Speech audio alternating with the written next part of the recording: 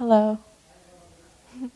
I would like to share with you about the experiences I had at Urbana 2015, InterVarsity's Global Missions Conference, which is held every 3 years.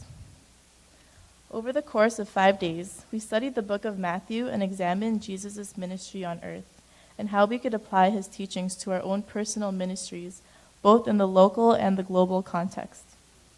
As Christians, we are all called to live missional lives. However, we recognize that following Jesus is risky. Therefore, we must trust in his provisions and ask ourselves if answering the call to spread the good news is worth it. At Urbana, we were reminded that the answer to that question is yes.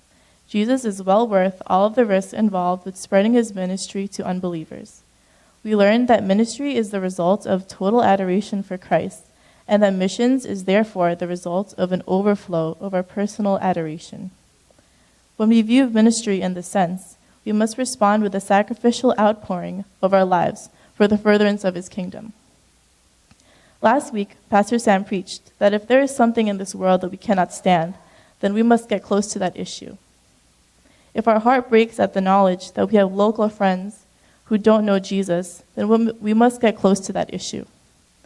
In a more global sense, if our hearts break at the knowledge that worldwide there are millions of people who don't know Jesus, then we must mobilize ourselves to do something about it, whether by giving, praying, or going out into the mission field. One important thing I was reminded of at Urbana was that while we live in a country where we have the privilege of worshiping freely, we have brothers and sisters overseas that face extreme persecution for their faith in Jesus.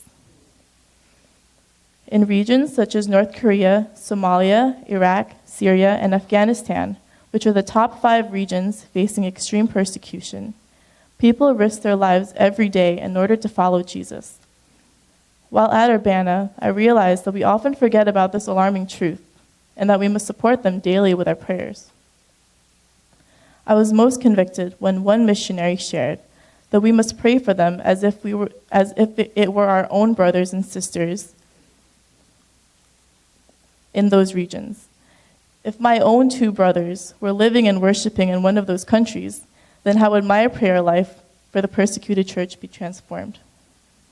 In the same way, I was challenged to earnestly and diligently pray for our brothers and sisters who are members of the persecuted church.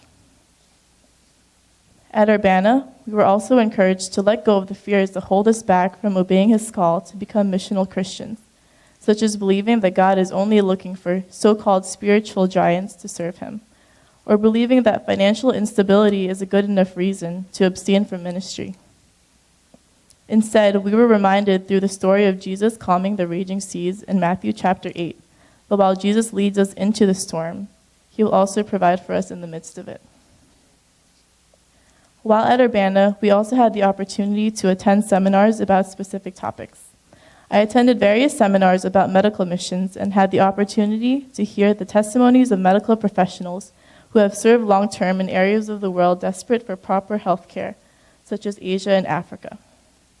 I was inspired by the way that they renounced a life of comfort here in the United States to serve the underprivileged communities overseas.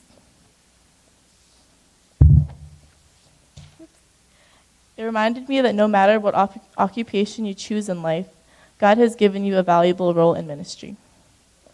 I'm thankful for the opportunity to attend Urbana Conference and for the way that it has transformed my outlook on local and global missions.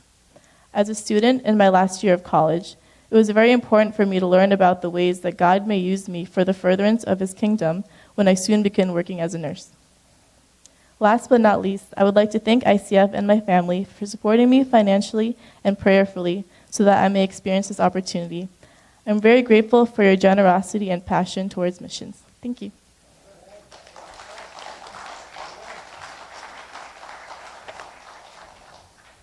Thank you. And thank you for being with us this morning. It's not an accident. This is God's appointment. And thank you also for